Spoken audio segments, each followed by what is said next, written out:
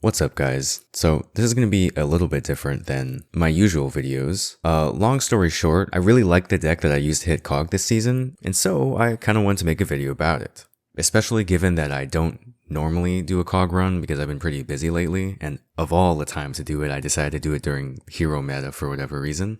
Whatever the case, this season I played Invoked Sky Strikers, and it is very up my alley. Okay, I'm gonna be totally honest. This is not like a big brain deck by any means. When I play this thing, I rarely ever feel like I'm outplaying anyone with my brain. And usually it just feels like I'm just doing more things than they can deal with. And as someone that plays Order of Chaos Suships and Madolches, and also isn't that good at this game, that is exactly my style. Now, obviously, I'm not the first person to ever play this deck, not just in Duel Links, because I'm sure someone's throwing it together there too, but just in general, since it was also a deck in the TCG. However, I do really like this version of the deck for a bunch of reasons, starting with Synergies. I think both archetypes synergize very well. Oh, for starters, Invocation is an extra spell in the grave, which is, one extra spell that'll get you to your secondary Sky Striker effects. You may notice that I don't have Magical Mallet anywhere. That's not because I think it's bad. That's because I don't have one. So if you do have one, I'm pretty sure this deck works considerably better with it, because that's like another spell that goes in the grave. Quick little thing for Invocation, even though the normal summon Alistair loop is obviously Alistair, link one, and then Invoked and then recycle, with this deck, because of the fact that sometimes you just want sometimes because you want that secondary effect active, sometimes you don't shuffle it in immediately, and sometimes you don't even shuffle it in until the following turn, if like you really need it there. Yeah, so I think another really good thing that the deck kind of like is built around is that like you normal summon Alistair into Artemis is basically a perfect target for Area 0 since Invocation already fuses them from the grave, so it doesn't matter if she's on the field or not. Neither archetype blocks you out of the other, so if Alistair does get interrupted with like Veiler or something, you can always just link one him into Artemis and then use this as a target for Area 0, and then just kind of try to, find a way to send Area 0 to the grave, and then use that to summon Ray, and then you can just kind of play it as a Sky Striker deck until the next turn.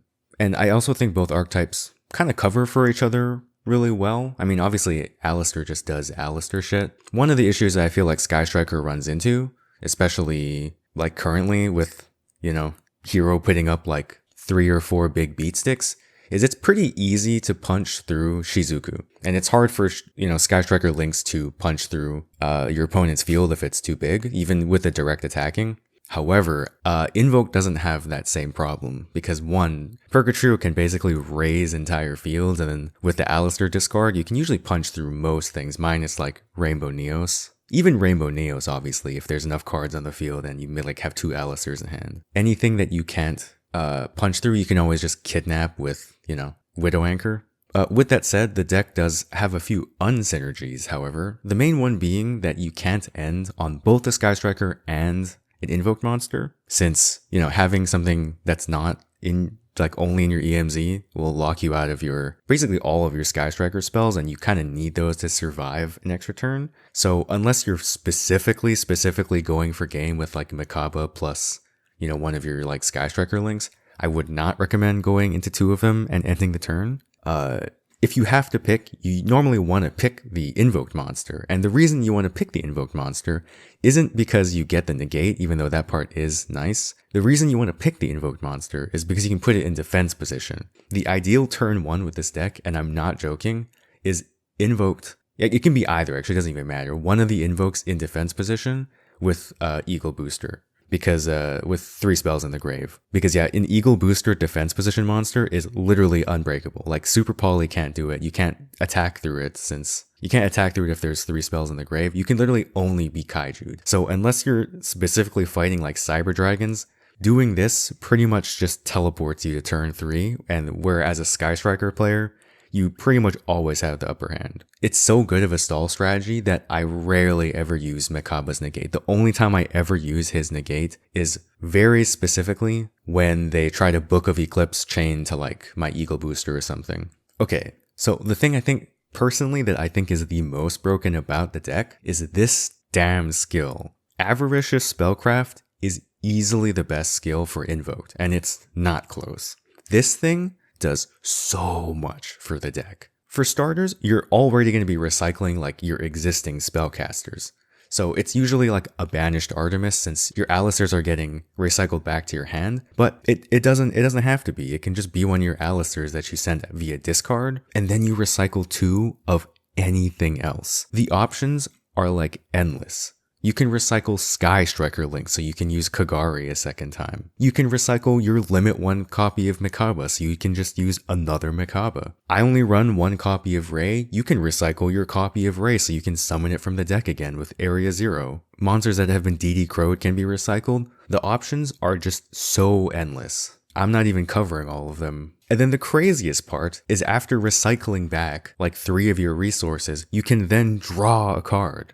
And drawing a card in this deck is so powerful, especially when you're on your board breaking turn. Like drawing into almost any of your Sky Striker spells, especially Engage, it basically wins the game for you. Like you can blow through so many fields and go for the kill with Alistair, or you just leave him in a state where they just can't do anything.